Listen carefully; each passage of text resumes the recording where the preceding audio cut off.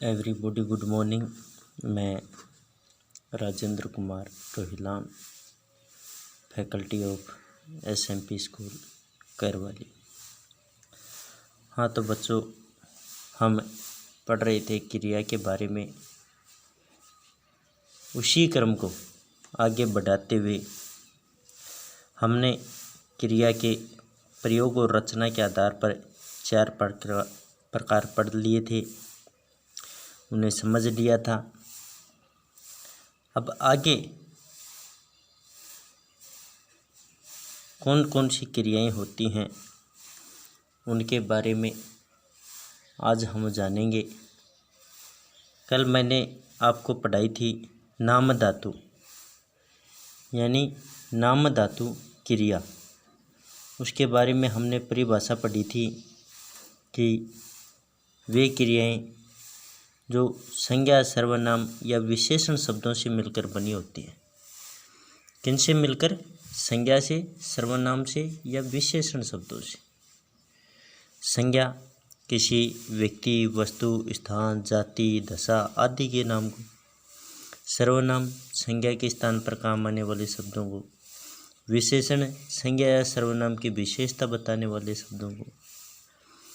तो ऐसे शब्दों से जिन क्रियाओं का निर्माण होता है वो नाम धातु क्रियाएं होती हैं।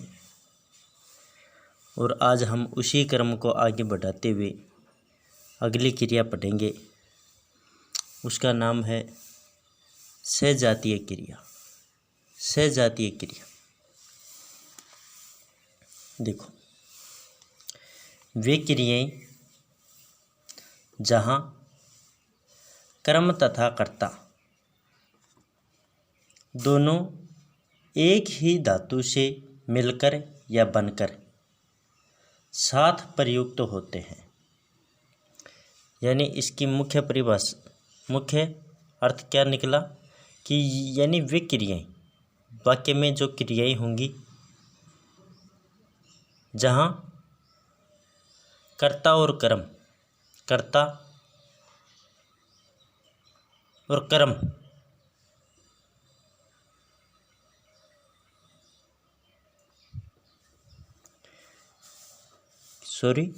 कर्ता नहीं आएगा यहाँ पर, क्रिया और कर्म, क्रिया और कर्म दोनों एक इस धातु से मिलकर या बनकर प्रयुक्त होते हैं। यानी इस प्रकार के वाक्यों में जो क्रिया होगी और जो कर्म होगा दोनों एक ही धातु से मिलकर बने होंगे। धातु हमने पढ़ी थी, क्रिया के मूल रूप को हम क्या कहते हैं? धातु। तो कर्ता भी, कर्म भी वही होगा। कौन सी? उसी धातु का। और उसी धातु की क्या होगी? क्रिया होगी। यानी कर्ता और कर्म एक ही धातु से मिलकर एक साथ प्रयुक्त हुए हों तो वहाँ पर कौन सी क्रिया होती है? सजातीय क्रिया। एक हमने पहले भी पढ़ी थी संयुक्त क्रिया, उसमें दो क्रियाएं मिलकर किसी एक कार्य को क्या करते हैं? पूर्ण करते हैं। लेकिन वो दोनों क्रियाएं अलग अलग होंगी। इसमें सजातीय में सजाति, सजाति का अर्थ होता है अपनी ही जाति का, यानी वो की वही जाति। तो दोनों एक ही जाति के मिलकर एक ही क्रिया से मिलकर बने हो। कौन कौन? क्रिया और कर्म। देखो इसमें उदाहरण देखें, जैसे भारत ने अनेक लड़ाइयाँ लड़ी। लड़ाइयाँ कर्म, लड़ी क्रिया। यहाँ पर कर्म और क्रिया दोनों लड़ धातु से बने। देखो लड़ाई, लड़ाई में धातु क्या है? लड़। और लड़ी में भी धातु क्या है? लड़। यानी दोनों एक ही धातु से मिलकर बनी है और दोनों एक साथ प्रयुक्त हो रही हैं। ये क्रिया है, ये कर्म है। लड़ाइयाँ कर्म। भारत ने अनेक क्या लड़ी? लड़ाइयाँ। तो ये क्या है? कर्म है। और लड़ी क्रिया है। यानी वे वाक्य जिनमें क्रिया और कर्म दोनों एक ही धातु से मिलकर एक साथ प्रयुक्त हुए हों वहाँ पर सजातीय क्रिया होती है। देखो जैसे हम दूसरा उदाहरण देखें, खिलाड़ी ने अच्छा खेल खेला। क्या खेला? खेल खेला। कैसा खेला? अच्छा खेला। खेल धातु का धातु ही कर्म, और खेला खेलना, खेलते हैं, खेलेंगे, खेल रहा हूँ, तो ये क्रिया है। तो दोनों किस धातु से बने हैं? एक ही धातु से, खेल धातु से। तो वे वाक्य जिनमें क्रिया और कर्म दोनों एक ही धातु से मिलकर एक साथ प्रयुक्त हुए हों वहाँ पर सजातीय क्रिया होती है। दूसरी हम पढ़ेंगे 6 नंबर की, अनुकरणात्मक। अनुकरण देखो नाम से ही स्पष्ट है। अनुकरण किसी दूसरे का अनुसरण करना। हमारे समाज में देखो छोटे छोटे जो बच्चे होते हैं वो अपने माता पिता का क्या करते हैं? अनुसरण करते हैं। जैसे दादा चलता है उसी प्रकार से छोटा बच्चा भी चलने का क्या करता है? प्रयास करता है, उसकी नकल करता है, अनुकरण करता है, उसके जैसा दिखता है। तो वही है अनुकरण, यानी किसी दूसरी चीज़ को देखकर, किसी दूसरे के विचारों को देखकर उसमें परिवर्तन करना, अपने आप में परिवर्तन करना अनुकरण होता है। हम कक्षा में पढ़ते हैं, क्यों पढ़ते हैं? दूसरे को देखकर, अनुकरण करके। क्यों?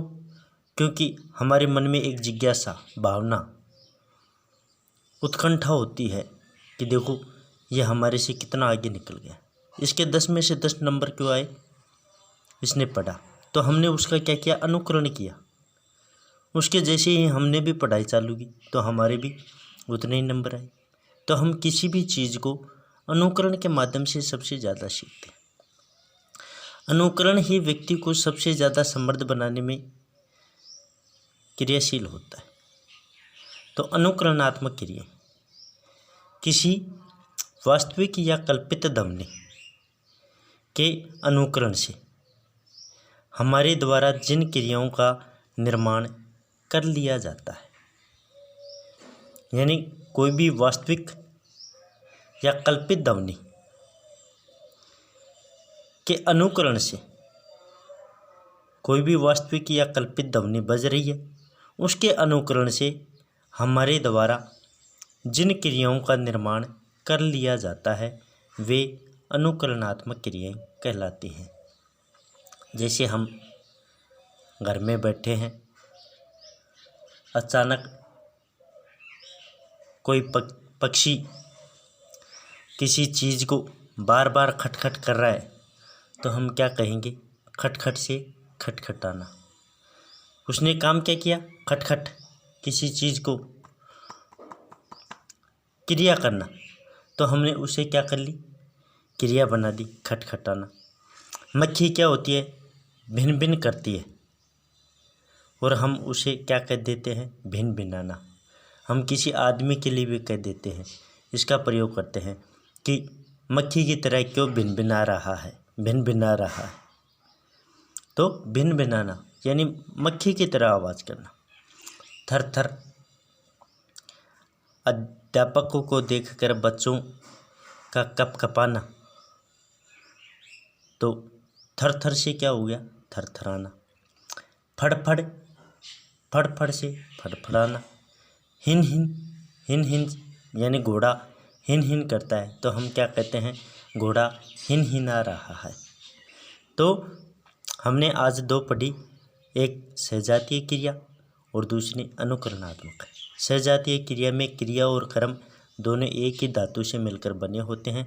दूसरी अनुकरणात्मक होती है, इसमें वास्तविक या कल्पित ध्वनि के अनुकरण से हमारे द्वारा जिन क्रियाओं का निर्माण कर लिया जाता है वे अनुकरणात्मक होती हैं। यानी हमारी दैनिक जीवन में इन क्रियाओं का निर्माण हमारे अपने मन से कर लिया जाता है। कोई आदमी बड़बड़ा रहा है तो हम उसे क्या कहेंगे? बड़बड़ाना। थप-थप से थपथपाना, सर-सर से सरसराना, फड़-फड़ से फड़फड़ाना। तो वे क्रियाएं जो हमने अनुकरण के द्वारा हम उनका निर्माण कर लेते हैं, वे अनुकरणात्मक क्रियाएं कहलाती हैं। आज इतना ही। Thank you.